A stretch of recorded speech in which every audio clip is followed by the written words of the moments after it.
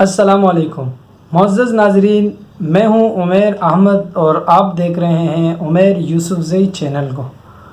दोस्तों, आज की जो हमारी बैठक है वो ख़ास इस मौजू पर है कि किसी भी हुकूमत के ख़िलाफ़ धरना और मार्च क्यों होते हैं, एहतिजाजी मुज़ाहरे क्यों होते हैं और ख़ास कर इस हुकूमत के ख़िलाफ़ पीटीआई हुकूमत के ख़िलाफ़ आज़ादी मार्च और धरने क्यों किए जा रहे हैं। तो दोस्तों, इसकी सबसे बड़ी और अहम वजह यह है कि किसी भी हुकूमत के ख़िलाफ़ आज़ादी मार्च या फिर धरना या फिर एहतिजाजी मुज़ाहरे क्यों होते हैं। वजह उसकी यह है कि वो हुकूमत आवाम को ये बावर कराए और आवाम से इस नाम पर वोट ले कि हम आपको इतनी नौकरियां देंगे, हम आपको इतना रोज़गार फराहम करेंगे, हम इस मुल्क में बेरोज़गारी को ख़त्म करेंगे।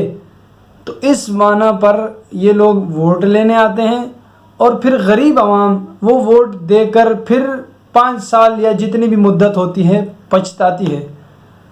तो बिल्कुल इसी तरह इस हुकूमत ने आते ही ये कहा कि सबसे पहला इसका एजेंडा कि हम डॉक्टर आफिया सिद्दीकी को रिहा करेंगे, सबसे पहला एजेंडा। दूसरा एजेंडा इस हुकूमत का कि हम इस मुल्क से बेरोज़गारी को ख़त्म करेंगे। तीसरा एजेंडा, हम 1 करोड़ नौकरियां देंगे। चौथा एजेंडा, हम 50 लाख घर देंगे। तो दोस्तों, इस वक्त सूरत हाल कुछ इस तरह है कि न तो आफिया रिहा हुई, न मुल्क से बेरोज़गारी ख़त्म हुई, बल्कि आफिया के केस में मज़ीद दूरी चले गई और उस केस पर अब बात भी नहीं की जा रही।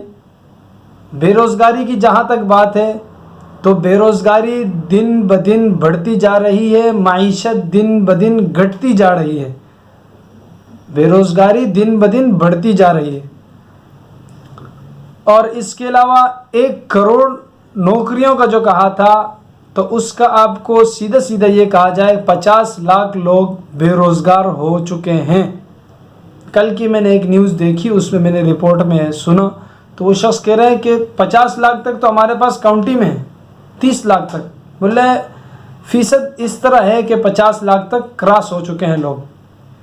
और जहाँ तक घरों की बात रही तो घरों के बारे में सीधी सी बात है कि घर दिए नहीं, जो घर थे गरीबों के, छोटी सी छत थी वो ले लिए, वो तोड़ दिए, किसी भी नाम पर वो तोड़ दिए गए।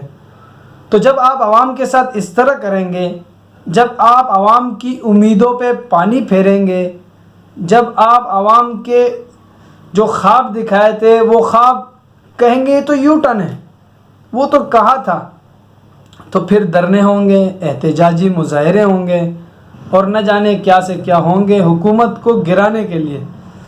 तो क्या ये आज़ादी मार्च कामयाब होगा या नहीं? अगर मुल्क की सूरत हाल को देखा जाए तो उससे तो ये लगता है कि आज़ादी मार्च कामयाब हो जाएगा। बाकी सूरत हाल ऊपर की सतह पर है। यहाँ से सुराबकोट से जिस तरह काफ़िला गया और कराची से, और इसके बाद पड़ाव डाला हैदराबाद में, और अभी इस वक्त पड़ाव उनका जा रहा था सक्खर से रवाना हुए हैं। तो इससे मालूम ये हुआ कि यहाँ से जब ये लोग जाएंगे और वहाँ से फिर बलूचिस्तान वाली साइड जब इनके साथ मुल्तान में जाके मिलेगी और फिर 31 तारीख को जब ये जलसा आगे जाएगा तो उससे कभी उम्मीद है कि थोड़ा बहुत नहीं बहुत ज़्यादा फ़र्क पड़ेगा हुकूमत पर।